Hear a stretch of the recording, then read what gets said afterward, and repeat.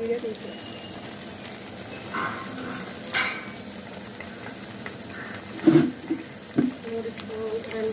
3 స్పూన్లు కారం, 2 స్పూన్లు ఉప్పు వేసుకొని ఇప్పుడు బాగా కలపాలి. కొద్దిగా సేపు వేసి వరకు కలపడం వల్ల పులుసు చాలా టేస్టీగా ఉంటుంది. కొంచెం వాటర్ పోసుకోవాలి. కొంచెం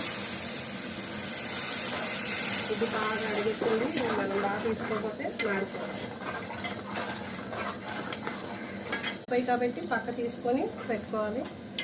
ఇప్పుడు ఇది కాసేపు మగ్గిన తర్వాత కొంచెం వాటర్ తక్కువైంది, వాటర్ వేస్తున్నాం అది. ఇప్పుడు ఈ ముక్కలని మనం ఇలా వేసుకోవాలండి. కందగడ్డలు ఇలా వేసుకోవాలి. ఒక మంట పెద్ద పెట్టుకున్నాం. ఇవి బాగా కందగడ్డలండి.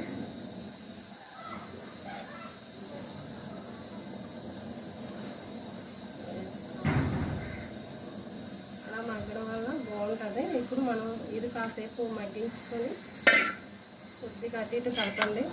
ఎక్కువగా కలిపేస్తే చేప ఇరిగిపోద్ది.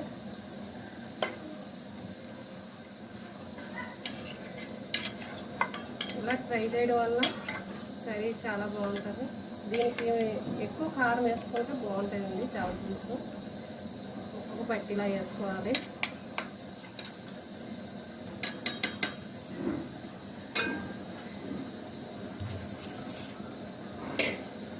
నెక్స్ట్ ఈ 3 టమాటాలు ఇందులో వేసుకోవాలి.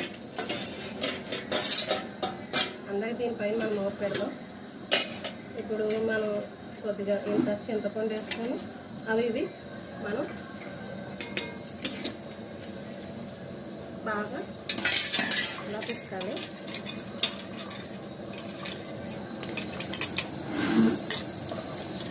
ఇలా బాగా మెత్తగా మనం పిసుకున్న తర్వాత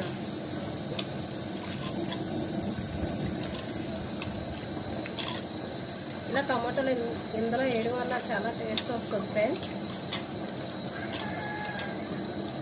ఇలా మనం ఇలాగా మెత్తగా ఇలా తీసుకున్నాం కదా ఫ్రెండ్స్. అప్పుడు మనం ఇంటి పులుసులో వేసేసుకోవాలి. పుల్లి వేసుకోవాలి. మళ్ళీ వాటర్ వేసుకొని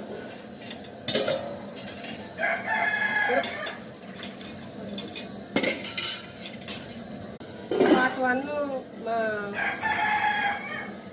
పులుసు ఎలా పెట్టాలో ఎలా చేయాలో అంతా క్లియర్గా ఉంటుంది.